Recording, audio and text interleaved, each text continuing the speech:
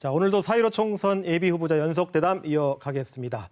예비 후보자에게 사전에 세부적인 질문지를 주지 않고 큰 주제만 공지했다는 점 다시 말씀드립니다. 오늘 6번째 순서죠. 미래통합당 고경실 예비 후보 나와 있습니다. 안녕하십니까? 안녕하십니까? 그리고 오늘 질문을 주도해줄 최승미 기자도 함께 나와 있습니다. 안녕하세요. 네, 안녕하세요. 자, 미래통합당 제주시갑의 마지막 4번째 예비 후보입니다. 본선에 올라가실 수 있겠습니까? 올라가야겠죠. 자, 이 첫 질문은 모든 후보들에게 공통적인 질문입니다. 왜 이렇게 어려운 험난한 선거에 출마하시는지 말씀해 주시죠. 국회의원 문화를 좀 바꿔야 되겠다 하는 생각입니다. 제가 공직 생활을 오래 하면서 중앙절충이라든가 여러 가지 문제가 있을 때마다 국회를 찾아가곤 합니다.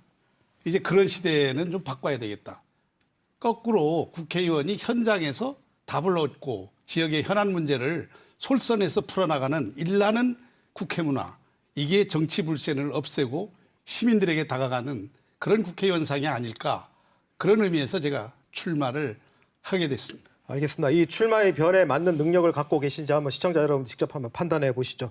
본격적으로 시작해 볼 텐데 예비 후보자 얘기하다 보면 아무래도 제주시장 때 그 쓰레기 처리 문제를 얘기할 수밖에 없어가지고 네. 그 문제부터 시작하겠습니다. 자, 최승민 기자 시작하시죠. 네, 그 오늘 뭐 복장도 뒤에 이렇게 쓰레기 시장 뭐 이런 그 문구가 붙은 옷도 입고 오셨는데 이제 최대의 성과로 쓰레기 요일별 배출제를 꼽고 계십니다. 그럴 만할 것 같은데 후보님께서는 그 댁에서 쓰레기를 버릴 때 혹시 직접 버리십니까? 아니면 직접 할 때도 있고 가족이 할 때도 있습니다. 네. 가족 그 직접 하시거나 이제 가족분들이 네. 버리실 때 어떻다고 좀 느껴지십니까? 저희는 이제 아파트에 살기 때문에 워낙에 그게 분리 배출이 잘 되고 있는 형편인데 아직도 제가 현장을 보면 분리 배출 갈 길은 멀다 이렇게 보고, 그게 단순하게 분리 배출의 문제가 아니고 자원의 순환 시스템을 어떻게 구축할 것인가 하는 기초적인 문제부터 바라봐야 될 거 아닌가, 이런 생각을 네. 합니다.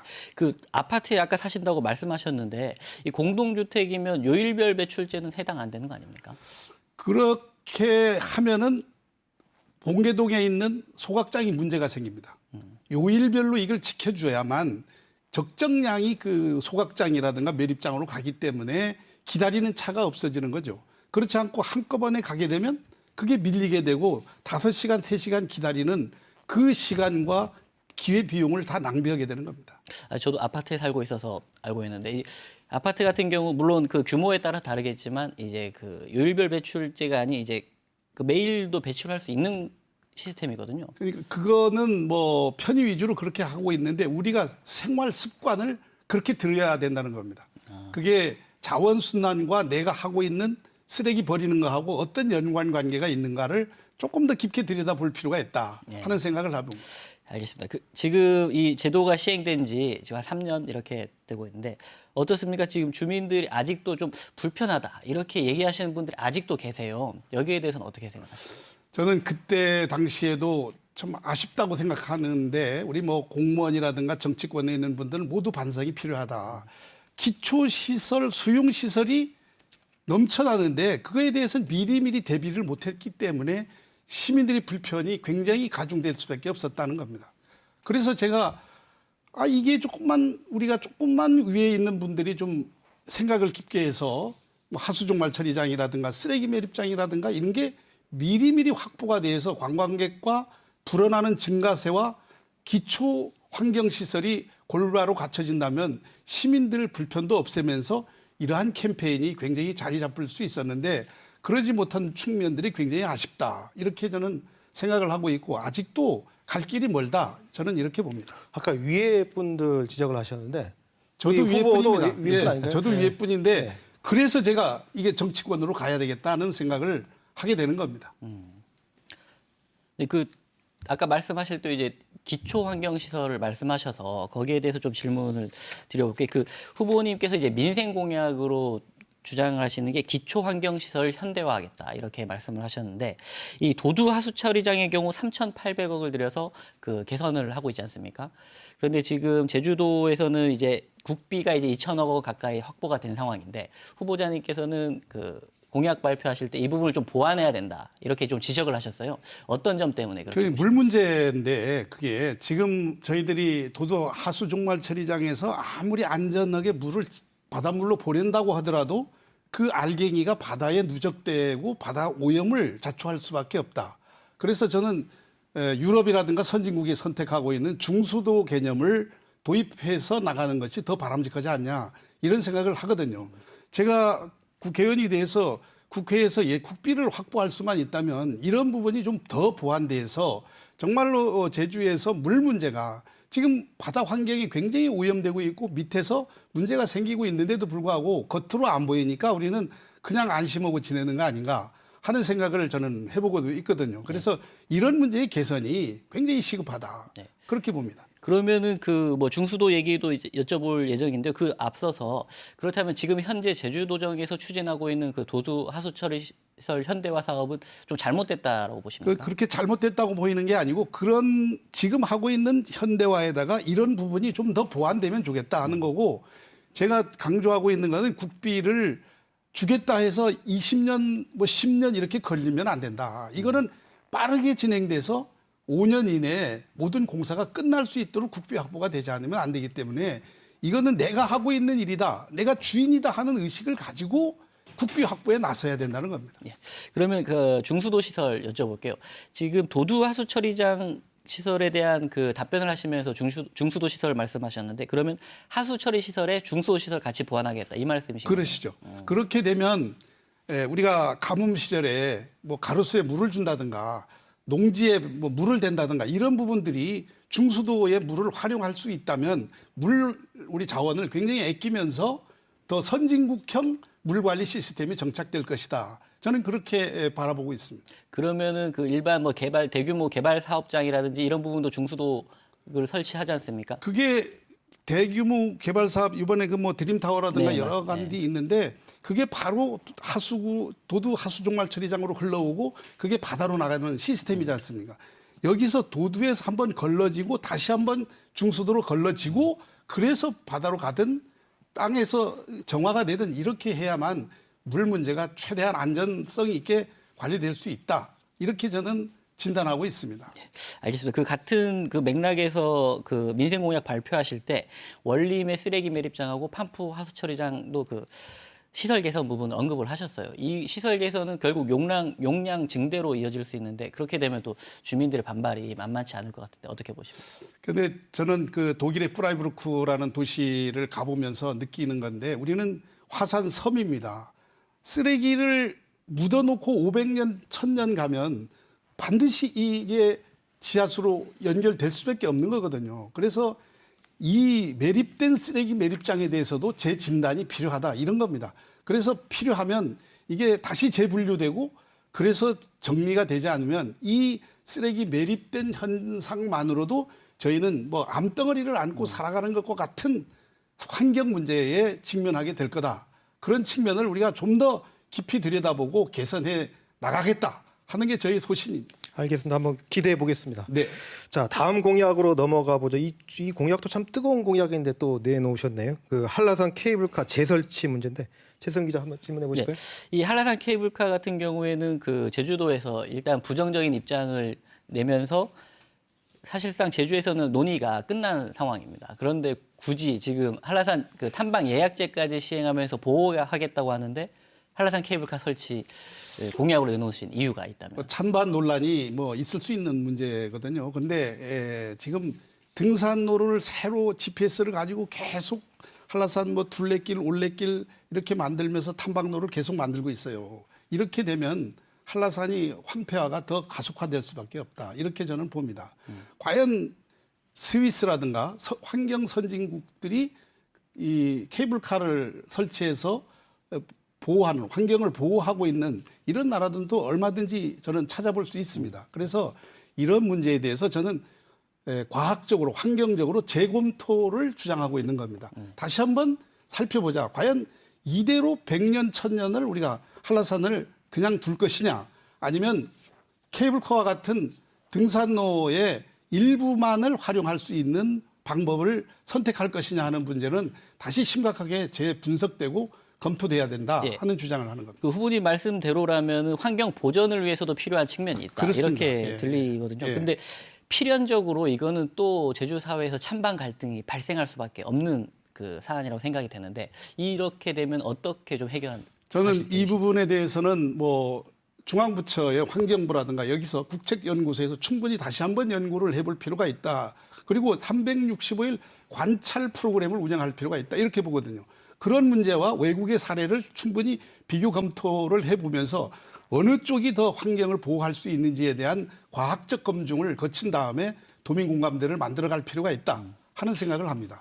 이게 중앙부처 말씀하셨는데 이게 사실 그 설악산 오색 케이블카 사례 같은 경우도 이제 환경부가 환경 영향 평가를 부동의로 하면서 사업이 무산이 됐습니다. 그런데 관련된 지자체는 지금 또 행정 심판까지 내겠다라고 하면서 찬반 갈등이 계속 진행되고 있거든요. 이러면은 또 사회적 비용이 또 전국적으로 또 발생하는 거 아닌지. 그런 부분은 아마 이 세외 수입 분야와 연결이 되겠는데 돈을 중심으로서 판단을 하지 말고 환경을 중심으로 해서 가치 판단을 더 심화시킬 필요가 있다. 저는 이렇게 보고 환경이 어느 쪽이 더 제주 환경을 천년 뭐 만년 이렇게 우리가 살아가는 이 땅이 환경을 보호할 수 있는지에 대한 심각한 점검을 해야 될 필요가 있다.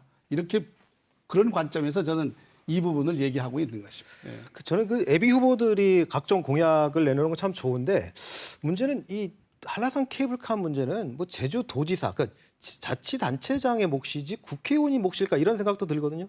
어떻게 생각하십니까? 저는 뭐 국회의원이나 뭐 도지사나 다 도정을 가지고 아직 도의 주민들이 삶, 뭐 국민들의 삶 이런 문제를 가지고 우리가 얘기를 하는 거지 않습니까? 그런데 우리의 아이디어를 충분히 제공하고 정책적 의견을 제시할 필요가 있다 이런 생각을 하거든요. 그 말씀 제가 제주도지사 나중에 후보로 나오실 때는 공약으로 할 만할지도 모르겠는데 국회의원 후보로 이게 적당한 공약이라고 생각하십니까? 그렇지 않습니다. 국회의원이든 도지사든 국회의원이 돼서 중앙정부 정책을 심사하고 이 집중 점검할 기회가 얼마든지 있거든요. 그런 기회에 우리의 정책 문제를 아젠다를 또 중앙의 아젠다로 이렇게 전환시키면서 도하고 협력적으로 문제를 풀어갈 수 있다. 이렇게 알겠습니다. 봅니다. 자, 다음엔 뜨거운 현안 제2공항입니다. 네. 이것 때문에 참 다른 후보로부터 이제 말이 왔다 갔다 한다 뭐 이런 비판도 받으시는 것 같은데요. 한번 질문 시작해 볼까요? 그 후보님의 이제 지금까지 입장을 보면은 그 제2공항 사업에 대해서 반대 의견을 흡수해서 그 건설해야 된다 이런 입장을 지금 밝히고 계세요. 이 반대 의견 같은 경우는 제2공항을 재검토하거나 아니면 공론화를 해야 된다 이런 그 요구거든요. 혹시 반대 의견을 흡수한다는 게 그럼 공론화 수용이 가능하다고 생각하시는 거예요? 반대 의견을 흡수한다는 그 의미는 우리가 환경 문제에 대해서 좀 더 깊게 들여다보고 그러한 부분이 환경을 크게 훼손하는 부분이 있다면 공항의 설계라든가 여러 가지에 반영해야 된다는 이런 뜻이고 제가 왔다 갔다 한다 이렇게 하는데 그 갈등이 심화되기 전 단계에서 저는 수용력 판단이 먼저 제주도의 모든 큰 프로젝트의 시설을 하려면 제주도의 수용력 판단이 선행되는 것이 바람직하다 하는 말 때문에 그런 겁니다. 저는 도의 국장 시절부터 이 공항 담당 국장을 해서 중앙부처에 이 신공항을 만들어야 된다고 주장한 사람이고 지금도 그 부분에는 변함이 없습니다. 이 부분은 해야 된다고 보는 입장이고 공항도 기능 배분을 잘 해야 된다 이렇게 판단합니다. 예를 들어서 우리가 국제관광지가 되려면 아침 새벽 1시, 2시, 3시 이렇게 외국에서 오는 항공기가 이착륙이 가능해야 됩니다. 지금 여기서는 안 되거든요. 그렇게 되면 국제관광지라고 말할 수 없죠. 그러니까 이런 부분을 해소하기 위해서 그리고 지금 40분간 이상을 공항에서 우리 항공에서 회전하고 있는 이런 부분의 안전성 문제를 잘 들여다봐야 됩니다. 1분 58초 비행기가 하나 뜨고 내리고 있는 현실 아닙니까? 알겠습니다. 이런 부분을 감안할 때 저는 찬성을 해야 되고 그런 부분을 잘 정리해야 된다 알겠습니다. 이렇게 봅니다. 그 아까 국제공항 말씀하시면서 그 새벽 운항 이런 부분들 언급하셨는데 사실 그 지금 제2공항 기본 계획에 따르면은 국내선 50% 전용으로 지금 추진되고 있습니다. 여기에 대해서는 어떻게 생각하세요? 저는 그쪽은 좀 의견을 달리합니다. 그 신공항은 국제선 항으로 좀 충분히 좀 활용을 하고 여기선 내국인들이 충분히 문나들이를 할 수 있는 국내선 전용으로 이렇게 큰 틀의 그 역할 배분은 해야 된다. 이렇게 생각을 합니다. 아, 그러면은 지금 현재 제주국제공항은 국내선 전용으로 가고 저 제2공항은 국제선과 국내선을 포함해서 이렇게 운영해야 전용, 된다. 예, 전용. 아. 예, 예. 그렇게 되면은 그 후보님 지역구가 제주시 갑이고 신제주, 뭐 용담 이쪽이 다 포함이 되는데 그 주민들이 공항에 의존해서 지금 뭐 생계를 하시는 주민들도 많을 것 같은데 거기에 대해서는 어떻게 생각하십니까? 저는 지금 우리 뭐 공항에 한 8, 90%가 내국인 전용이지 외국인이라고 볼 수는 없거든요. 그래서 예, 지역 경제 문제에 대해서도 내국인 전용으로 충분히 간다면 큰 문제가 없다고 이렇게 보고 증가하는 외국인은 또 신공항으로 수용을 한다면 예, 균형을 이렇게 잡으면서 윈윈할 수 있다 이렇게 바라봅니다. 지금 아까 상당히 중요한 발언을 하신 건 아시죠? 그러니까 지금 현재 국토부 입장은 기존 공항은 국내선, 국제선 지금 형태로 운영을 하고 이 공항을 국내선 전용으로 하겠다고 했는데 지금 거꾸로입니다. 그러니까 신공항은 이 공항은 국제선 국내선으로 가고 기존 공항 국내선 전용으로 가겠다고 말씀하시는데 기존 공항을 국내선 전용으로만 가겠다. 네, 이게 네. 확실하신 겁니까? 저 의견입니다. 그건 다. 그러니까 그 얘기는 어쨌든 네. 아까 국회의원이면 할 수 있다라고 하셨으니까 국회에 나가서 그런 쪽으로 국토부를 설득하겠다는 말씀이시죠? 의견을 충분히 내야죠. 뭐 추가 질문 있으십니까? 예. 이에 대해서? 지금 그 처음에 이제 수용력 환경 부분도 언급을 하셨습니다. 지금 근데 그 제주의 이제 제2공항 건설 사업을 추진하면서 이제 수용력은 사실 제주의 수용력이 어느 정도다라는 진단이 되거나 그 연구 용역을 한 적이 없거든요. 그렇다면 그걸 한 다음에 추진을 해야 된다고 보시는 건지. 그러니까 우리 제주도의 큰 국가적인 프로젝트를 할 때는 그런 부분이 전제됐을 때 도민 공감대가 형성되기 때문에 갈등이 최소화될 수 있다 하는 이야기를 제가 말씀드리는 거고 일단 시작한 문제에 대해서는 이 기회비용이나 여러 가지가 지금 낭비가 되고 엄청난 어려움이 직면할 수도 있기 때문에 이 부분은 빠르게 진행돼야 된다 하는 게 제 입장입니다. 알겠습니다. 이 공항 질문 상당히 많긴 한데 요 하나만 좀 여쭤보고 가야 될 것 같아요. 왜냐하면 어쨌든 좀 찬성적으로 입장을 정리하셨지 않습니까? 네. 근데 어쨌든 반대하는 주민들이 분명히 있습니다. 네. 근데 이걸 계속 밀고 나갔을 때 제2의 강정 사태가 벌어지지 않으리라는 보장이 없거든요. 결국은 그 강행 때문에 국가 권력이 정부가 사과까지 하지 않았습니까? 이거 똑같은 전철을 밟을 가능성이 높은데 그렇게 되면 책임은 누구에게 있다고 보십니까? 이 부분에 대해서는 또 반대하시는 분들도 뭐 찬성하시는 분들도 늘 얘기하지만 우리 제주를 사랑하기 때문에 다 각자의 의견을 말씀하시는 거 아닙니까? 그러면 반대하는 이유에 대해서 충분히 좀 설명이 잘 돼야 되고 그게 당위성이 두드러져야만 이게 수용이 되기 때문에 그런 부분에 대해서 우리가 정치적 리더십들이 좀 필요한 거 아닌가 이런 생각을 합니다. 알겠습니다. 자, 그러면 또 공약 하나 점검해 보죠. 지금 후보의 또 공약 중 여러 가지 공약이 있던데 아마 가장 많이 내놓으신 것 같아요. 네, 준비를 많이 하신 것 같은데 신제주에 예술의 전당을 유치하겠다 이런 공약이 있더라고요. 한번 그거 질문해 보실까요? 네. 그 민생 공약인데 그 신제주 연동 노형 지역의 예술의 전당 유치. 이게 그 연동 노형 지역이 어떻게 예술 쪽 문화 향유의 기회가 좀 부족하다고 보시는 건가요? 지금 관광객이 오면은 제일 많이 체류하는 곳이 연동 노영 지역입니다. 그리고 지금 해군 군부대가 민간들과 너무 밀접하게 있거든요. 그리고 거기가 또 수목원과 연결된 그 힐링 공간입니다. 그래서 저는 그 공간을 잘 활용하면 우리는 지금 랜드마크가 없는 그런 실정이고 순수하게 지금 한라산이나 바다만을 이용한 관광객을 모집하고 있거든요. 그러면 우리가 21세기를 살고 있는 우리가 과연 인문자원 하나를 문화유산으로 만들어낼 수 있는 역량이 없는 건가? 나는 그래서 거기다가 그와 같은 호주의 시드니 오페라 하우스와 같은 그런 예술의 어떤 그 초점을 이룰 수 있는 랜드마크를 하나 만들면 이게 인문자원이 돼서 관광객이 오면 지금 다 산과 바다로 가서 우리 환경을 파괴하는 쪽으로 갈 수도 많지 않습니까? 그래서 인문자원과 도시관광을 중심으로 이루어졌을 때 저는 더 바람직하다 이렇게 생각을 해서 말씀드리는 겁니다. 그래서 아까 근데 랜드마크나 시드니 그 랜드마크 언급하셨고 시드니 오페라 하우스를 말씀하셨는데 규모가 상당히 크거든요. 그러면은 결국 그 수목원 일대 주변에 대형 그 복합 건축물이 들어서야 된다는 얘기인데 그렇게 되면 또 난개발 얘기가 안 나올 수가 없을 것 같은데 어떻게 보십니까? 그거는 뭐 크게 지으면 그럴 수도 있죠. 그건 사이즈 문제는 충분히 우리가 검토해 볼 필요가 있는 거고 그 전체 한 3만 평 넘짓 되어 있는 그곳에다가 그 면적과 녹지 면적을 충분히 감안해서 우리가 할 수 있으면 좋겠다 이런 생각이고 뭐 오스트리아 빈에 가보면 뭐 소각로가 조각가가 그 집을 설계를 해서 오늘도 뭐 예술품으로 도심지 예술품으로 각광을 받고 있는 곳도 없잖아 있잖아요. 그래서 우리가 어떻게 하느냐에 따라서 그 랜드마크가 될 수도 있겠다 하는 생각을 저는 해봅니다. 아까 또 말씀하실 때 그 해병 구여단을 언급을 하셨어요.